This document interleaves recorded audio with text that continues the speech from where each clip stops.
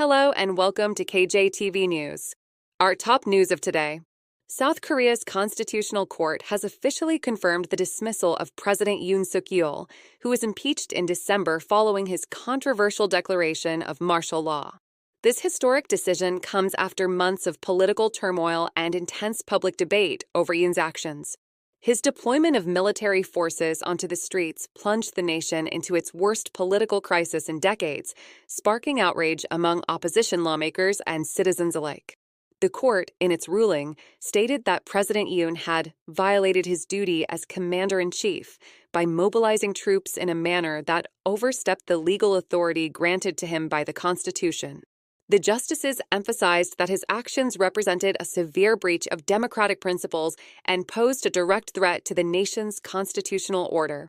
The ruling was met with mixed reactions, with thousands of people gathering in central Seoul, some celebrating in relief while others, particularly Yoon's supporters, expressed anger and disappointment. The declaration of martial law, which lasted only 6 hours before being overturned by Parliament, was seen as an unprecedented move in modern South Korean history.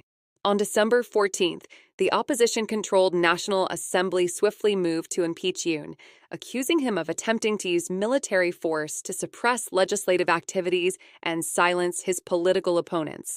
Witnesses, including senior military and police officers, testified that Yoon had ordered them to prevent lawmakers from convening, further escalating tensions.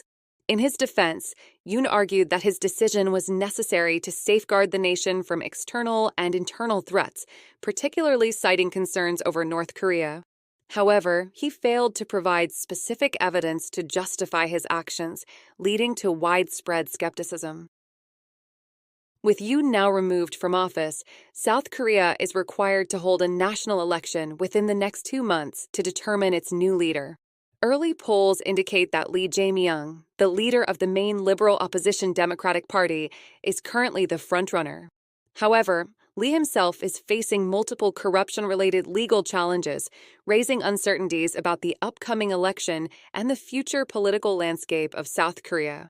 In addition to his removal from office, Yoon was arrested in January and faces serious criminal charges, including rebellion.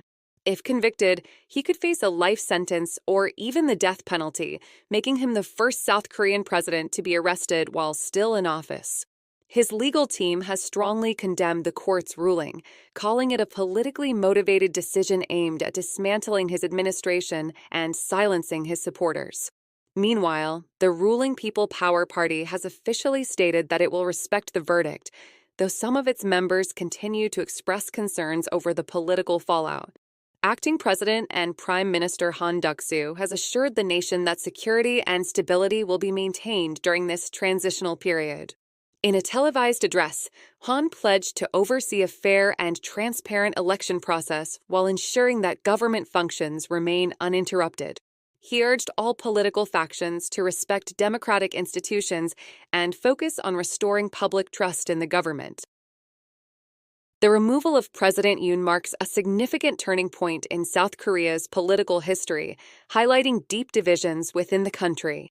The coming weeks will be crucial as the nation prepares for its next leadership, with political tensions expected to remain high.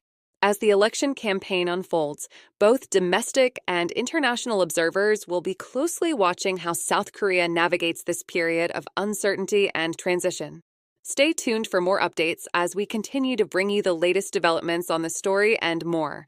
This is KJTV News, delivering timely and reliable news from South Korea and around the world. Don't forget to subscribe to keep informed for more updates.